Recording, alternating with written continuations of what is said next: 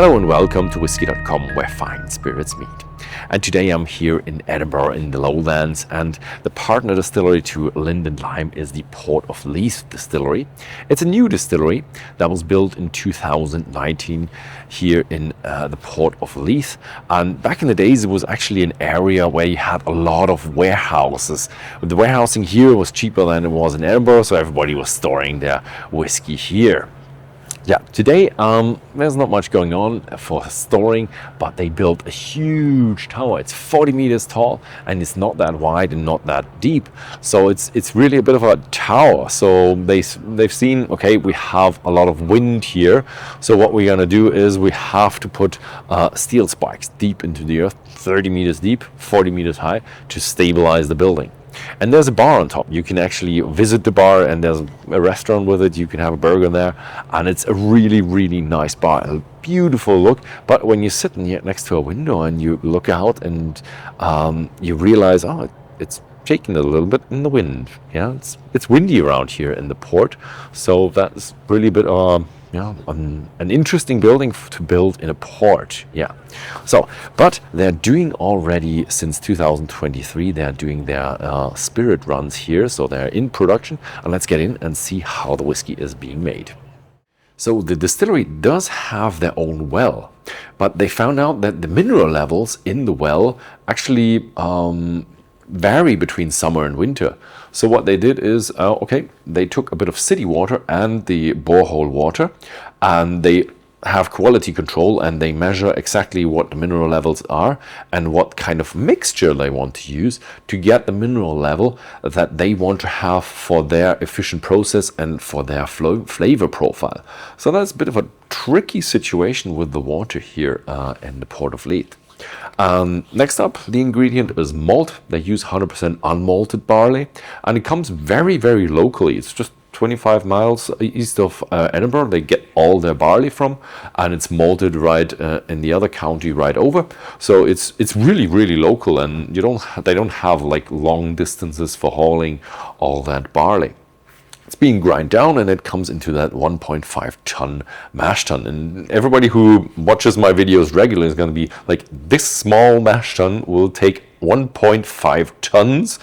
Yes, because it's only small in diameter. It's actually taller than the usual mash tuns. And that's due to the size of the building. The building is pretty tall, and it's not that wide, so building a wide mash tun doesn't make any sense. So they went for a tall mash tun, which is then a bit different. If you have a tall mash tun, you have more a higher cake at the bottom, like that acts like a filter.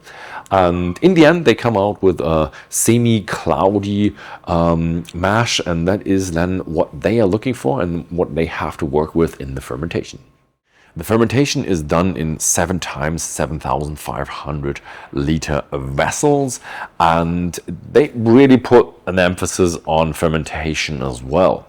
So they worked together with the Harriet Ward University in Edinburgh, and they tried out 30 different strains of yeast and combinations of these. So you can imagine if you combine them all, there's so many combinations. What they ended up with, where they're satisfied with, was distiller's yeast combined with a Belgian ale yeast.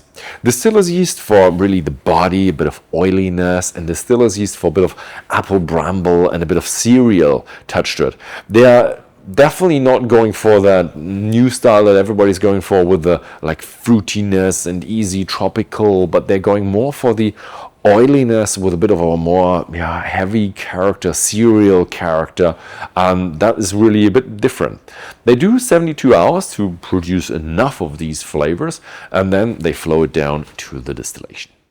So the distillation, they're a bit different to the other distilleries. The first thing that you see is like, oh, is this a used still? Is this really old? No, this is actually a pretty new still, but it's not liqueured. So every distillery wants to have the shiny copper, and the natural state of a copper pot still is this. They got really hot, they oxidize really fast, and this here that I'm touching, that is really copper, where the others you touch a layer of lacquer.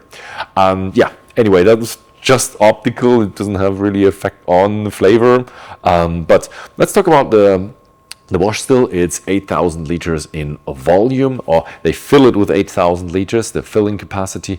They could fill more, but it doesn't make any sense. So that's a normal pear-sized wash still to get everything distilled for the first time. The second still, the spirit still, has a reflux bowl. They want to have a bit of reflux there, but what they do is they distill really fast. So they do get really hot and they distill really fast because, yeah, they go a bit against the grain of the industry. A lot of distilleries increase their fermentation time to get more fruity, and they distill really fine on tall pot stills and reflux and everything to get a fruity spirit out. Here they go the different route. They want to reach a medium to heavy distillate, so a bit against the grain. And so they must distill faster. They say about 1.5 times the speed, as in they have less duration for their spirit run, and they have to go faster and hotter.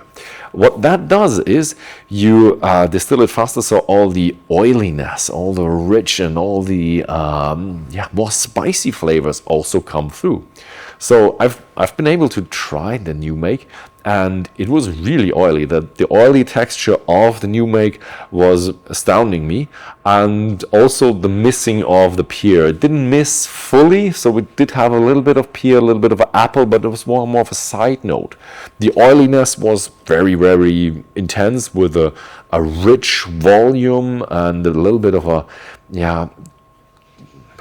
how to describe it, the cereal note, a little bit more, the whole grain cereal, a little bit more rich and a little bit more spicy. So it was a full-bodied medium to heavy distillate.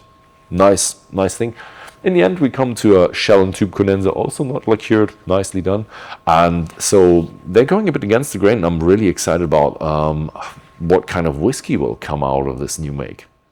So in terms of maturation, even though this area used to be an area where you had hundreds of bonded or 100 bonded warehouses, and it was really good for maturing whiskey, today it's not the case. It's really expensive to be here. So what they do is they ship the casks outside the city and have them mature there.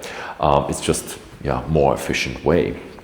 What they have in terms of casks, they do a lot of bourbon casks, but they work together well with a sherry bodega, so they get a good amount of sherry casks as well. And they also work together with Spanish wine, so they use Spanish wine to mature it, and they're still tweaking here and there, but they're finding their direction for their first whiskey and for the whiskeys to come in the future. But for that journey, you can actually join the journey by becoming part of the quality control division here at the distillery. Unfortunately, they're not paying you, you have to pay them. So it's a product that you can buy to catch the drift. What you get is you get 2 samples of new make spirit from the, like they say, day 1, which is actually is. And then for the next 7 years, you get 2 samples per year, and in the end you get 1 whiskey that is then the finished product. And that is really a cool thing where you can see how a whiskey is maturing and just be part of the process. I really like that very much. But so the distillery doesn't have any products, so there's no tasting. But if you'd like to stay up to date, then subscribe to the YouTube channel or subscribe to our newsletters. We will get you updated when they will come out with a whiskey that we will also sell on Whisky.de and Whisky.com. Thank you very much for watching today, and see you next time.